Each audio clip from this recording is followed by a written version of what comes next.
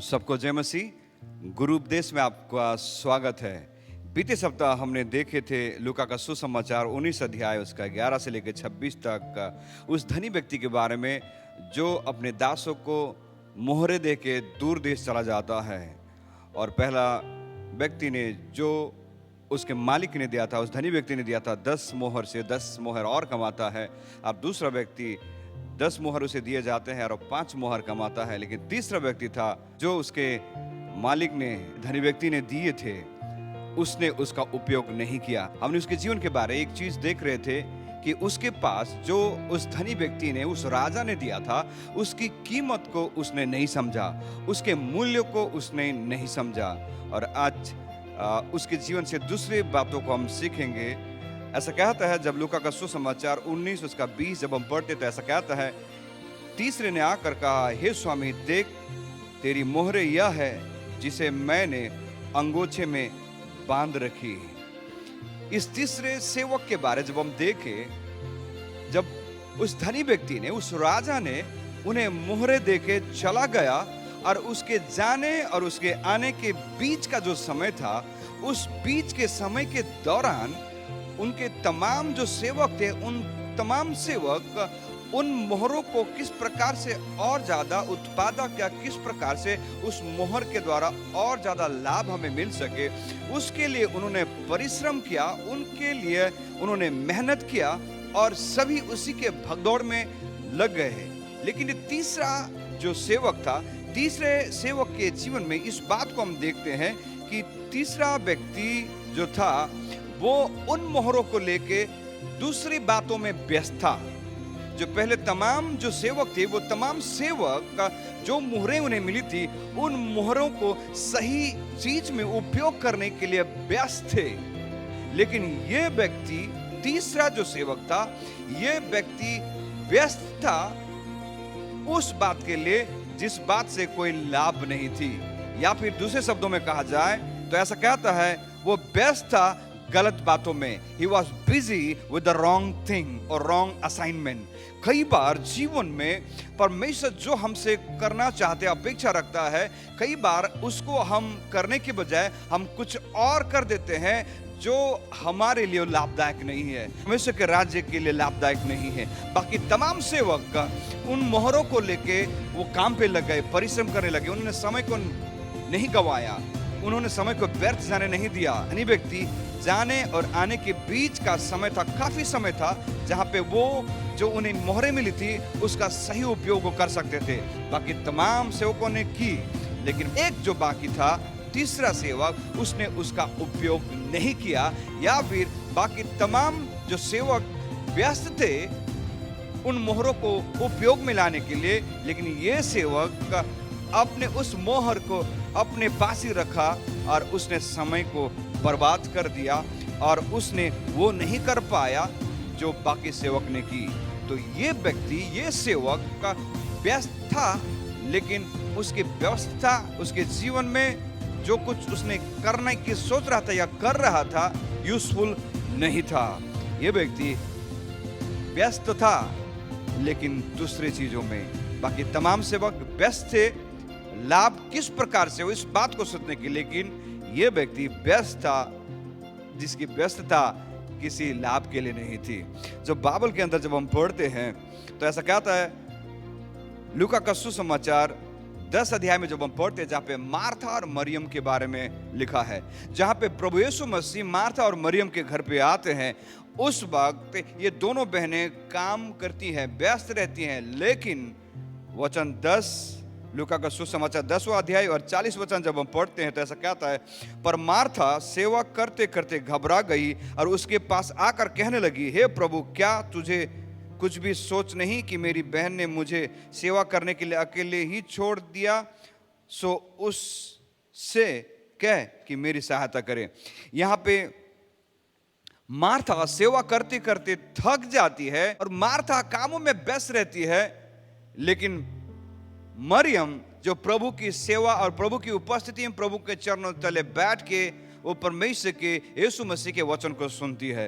और जब मार्था ने इस बात को प्रभु यीशु मसीह से कहा कि प्रभु मैं थक गई हूं, अकेली हो गई हूं, लेकिन मेरी बहन मुझे कोई सहायता नहीं कर रही है। तब प्रभु यीशु मसीह ने मार्था से कहा, लूका 10 उसके 41 में जब हम पढ़ते थे ऐसा कहता है, प्रभु ने उसे उत्तर दिया, मार्था, हे मार्था, तू बहुत बातों के लिए चिंता करती और घबराती है। और 42 वचन ऐसा कहता है, परंतु एक बात अवश्य है और उस उत्तम भाग को मरियम ने चुन लिया है जो उससे छीना ना जाएगा। यहाँ पे मार्था और मरियम के बीच जब प्रभु यीशु मसीह का आगमन होता है तो मार्था और मरियम दोनों प्रभु की पहनाई, प्रभु की सेवा करने में व्यस्त हो जाते हैं। लेकिन मार्था घर के तमाम कामों को करने के लिए तैयार तो हो जाती है, लेकिन जो अहम काम था, जो महत्वपूर्ण था, उस काम को वो नजरअंदाज कर देती है। और जहाँ पे मरियम उस बात को समझती है और वो समय जो था, वो मौका जो था, उस मौके को नहीं गंवाना चाहती थी, इसलिए मरियम ने जब प्रभु यीशु मसीह उनके घर पे आए तो मरियम प्रभु यीशु मसीह के चरणों में बैठ के प्रभु यीशु मसीह के वचन को सुनती है। और प्रभु यीशु मसीह ने मार्था से कहा इसीलिए कि हे मार्था, जो मरियम ने उत्तम भाग को ले लिया है, सुन लिया है, और उससे वो छीना नहीं जाएगा। यहाँ पे मार्था और मरियम के बीच जब हम देखें तो मार्था कामों में व्यस्त थी, हाँ सेवा तो कर रही थी, लेकिन वो सेवा उतनी ज्यादा महत्वपूर्ण नहीं थी जितनी कि प्रभु की उपस्थिति में बैठ के परमेश्वर के वचनों को या उपदेशों को सुने। लेकिन मरियम ने उस समय का सही उपयोग किया और उस समय उसने प्रभु यीशु मसीह के चरणों तले बैठ के प्रभु यीशु मसीह के वचन को सुनती है। और इसीलिए बाइबल से कहता है कि मरियम ने उत्तम भाग को चुन लिया और उस उत्तम भाग को उसके जीवन के द्वारा कोई चुरा नहीं सकता या छीन नहीं सकता। मेरे प्रियो, मार्था और मरियम ने उस समय को महत्वपूर्ण समझा, समय को उसने उत्तम समझा और उसने उस समय को सही उपयोग किया और उसने प्रभु की उपस्थिति में बैठ के प्रभु की वचनों को सुन रही थी, प्रभु की सेवा कर रही थी और इसीलिए उसने उत्तम भाग को चुन लिया। जब हम पढ़ते हैं तो इस प्रकार से कहता, हगई की किताब 1 अध्याय उसका 7 वचन से लेके 11 वचन तक जब हम पढ़ते थे ऐसा कहता है, हगई के समय में परमेश्वर ने कहा कि परमेश्वर का भवन जो है टूटा हुआ है, बिखरा पड़ा है, दरारें पड़ी हुई है, उसको मरम्मत की जाए। और परमेश्वर ने हगई के समय में तमाम लोगों को कहा कि तुम, ये महत्वपूर्ण है कि परमेश्वर के भवन का तुम निर्माण करो, उसको सही करो जो बिगड़ी और उजड़ी हुई है। लेकिन बाइबल से क्या था, हगई की किताब में जब नीचे पढ़ते 7वें अध्याय में तमाम लोगों ने परमेश्वर की भवन की देखरेख और परमेश्वर के भवन की मरम्मत करने के बजाय सभी लोग अपने अपने घर चले गए। कहने का मतलब क्या है, इनके पास तो काम तो था, इनके पास जवाबदारी तो थी, इनको तो मोहर तो दी गई थी, इनको तो प्रभु ने कहा था कि तुम परमेश्वर के भवन को क्या करो, तुम परमेश्वर के भवन जो टूटी पड़ी बिखरी पड़ी उसे संभालो। लेकिन तमाम लोग व्यस्त थे अपने घर की रखवाली करने के लिए, अपने घर की मरम्मत करने के लिए, लेकिन उन्होंने परमेश्वर के भवन की मरम्मत की उन्होंने चाह नहीं रखी। मेरे प्रियो, आज मैं आपसे कहना चाहता हूं, कई बार हम व्यस्त हो सकते हैं, लेकिन हमारी व्यस्तता में वो उपयोगी चीज नहीं हो सकती जिस बात की कामना प्रभु हमसे करता है। यहाँ पे हगई की किताब में भी इन्होंने परमेश्वर के भवन, परमेश्वर के राज्य की चिंता न करते हुए उन्होंने अपने परिवार, अपने घर की चिंता की, जिसकी वजह से बाइबल से कहता है कि उस समय उनके खेतों और खलिहानों में किसी प्रकार की उपजाऊ बातों को उन्होंने नहीं देखा, क्योंकि उन्होंने व्यस्त थे। वो परमेश्वर के राज्य को छोड़ के वो अपने ही परिवार, अपने ही घर, अपने ही सारी चीजों के बारे में वो सोच रहे थे। तो मैं क्या कहना चाहता हूँ, यहाँ पे हगई की किताब में प्रभु ने स्पष्ट रीति से कहा कि जो समय तुम्हें दे रहा हूँ, जो मौका तुम्हें दे रहा हूँ, उसका तुम सही उपयोग करो। लेकिन इन लोगों ने उस समय का, उस आज्ञा का सही उपयोग नहीं किया, लेकिन उसका उपयोग उन्होंने खुद के स्वार्थी होके, खुद के घर, खुद के परिवार के बारे में सोचा, जिसकी वजह से उसका खामियाना उन्हें भोगना पड़ा। और जब आगे जब हम पढ़ते मत्ती का सुसमाचार 25 अध्याय में, जहाँ पे 10 कुंवारियों के बारे में हम पढ़ते हैं, तो जब 10 कुंवारियां को पता चलता है कि दूल्हा आने वाला है, तो 10 कुंवारियों में से 10 के 10 उन्होंने अपने दिए में तेल डाल के पूरी तरह से तैयार थे। लेकिन जब पता चला कि दूल्हा का आगमन या दूल्हा का आने का समय थोड़ा देर हो गया है, तो बाइबल इस प्रकार से कहती है, मत्ती का सुसमाचार 25 उसका 5 जब हम देखें तो ऐसा कहता है, जब दूल्हा के आने में देर हुई तो वे सब ऊगने लगी और सो गई। 10 कुंवारियों में से 10 को जब पता चला कि दूल्हा का आगमन थोड़ा देर हो गया है, तो उनमें से 5 जो कुंवारी थी सो गई, लेकिन बाकी 5 जो थे वो तैयार थे। और समय ऐसा आया कि अचानक से दूल्हा का आगमन हो जाता, दूल्हा आ जाता है। और जब दूल्हा आने की बाद अपनी मसाल लिए हुए तेल के लिए दूसरों से गुहार करते हैं। जब 25 उसका 10 पढ़ते तब ऐसे कहता है, जब वह मोल लेने को जा रही थी तो दूल्हा आ पहुंचा और जो तैयार थी वे सब उसके साथ ब्याह के घर में चली गई और द्वार बंद किया गया। जब दूल्हा का आगमन हुआ तो 5 तो तैयार थी, लेकिन 5 तैयार नहीं थी। 5 जो तैयार थे दूल्हा ने उन्हें अपने साथ ले गया, लेकिन जो 5 थी उन्हें कब पता चला? जब आधी रात के समय जब दूल्हा आ गया, जब उन्हें पता चला, तब उनके पास पर्याप्त तेल नहीं थे और वो रात को ढूंढने के लिए गए। और रात को दूल्हा जब आया, उन्हें मोल लेने के लिए जाने के समय उसे कुछ भी नहीं मिला।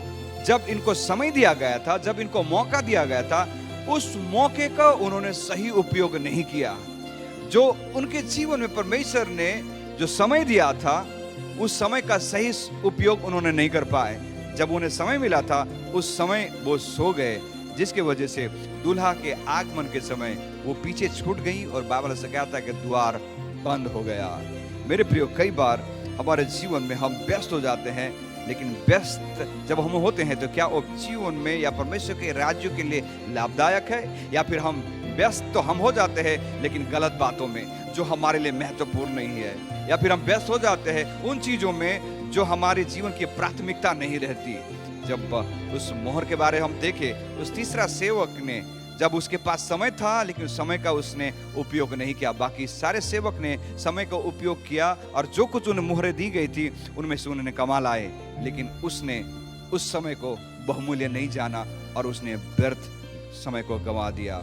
और उसी प्रकार जब हमने देखा यहाँ पे मार्था और मरियम, मार्था व्यस्त थी, समय मिला लेकिन उसने सेवा तो की, लेकिन जो प्राथमिकता थी, जो पहला उसको करना चाहिए था, उसे वो नहीं कर पाई। लेकिन मरियम ने उस प्राथमिकता को उसने समझा और उसको जो मौका मिला था, जो समय उसको दिया गया था प्रभु की सेवा करने के लिए, उसने बखूबी उसे किया और उसके जीवन में उसने आशीष को देखा। और यहाँ पे हमने देखा हगे की किताब में कि परमेश्वर ने कहा कि परमेश्वर के भवन की तुम देख रेख करो, जो टूटी पड़ी हुई है, बिखरी पड़ी हुई है। लेकिन इन्होंने जो मौका उन्हें मिला था, जो समय उनको मिला था, जो सौभाग्य उन्हें मिला था, उन्होंने उसकी कदर नहीं की।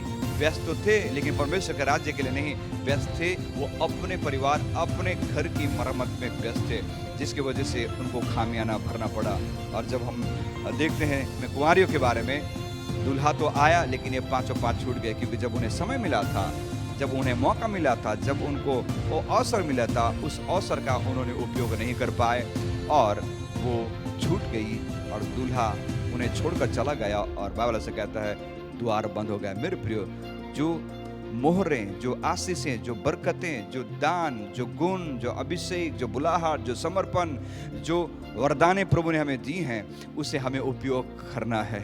ये समय है मेरे प्रियो कि उन तमाम आशीषों को, उन तमाम वरदानों को जो परमेश्वर ने हमें दी हैं, उसका हम सही उपयोग करें, ताकि सही उपयोग करने के द्वारा जब परमेश्वर का आगमन हो तो हम और आप परमेश्वर के सम्मुख खड़े रह के हम कहने पाए। ऐसा ना हो कि जिस प्रकार से यहाँ पे कहता है कि द्वार बंद हो गई और 5 जो कुंवारी थी अंदर नहीं जा पाई। जब उन्होंने पुकारा हे प्रभु, तब आवाज आए कि मैं तो तुम्हें नहीं जानता। हमारे साथ ऐसा ना हो। उस तीसरे सेवक के जीवन में हम उस बात को देखते हैं, जब मालिक वापस आया तो उसने उसके जीवन को देख के खुश नहीं हुआ और उसे दुष्ट करके संबोधित किया।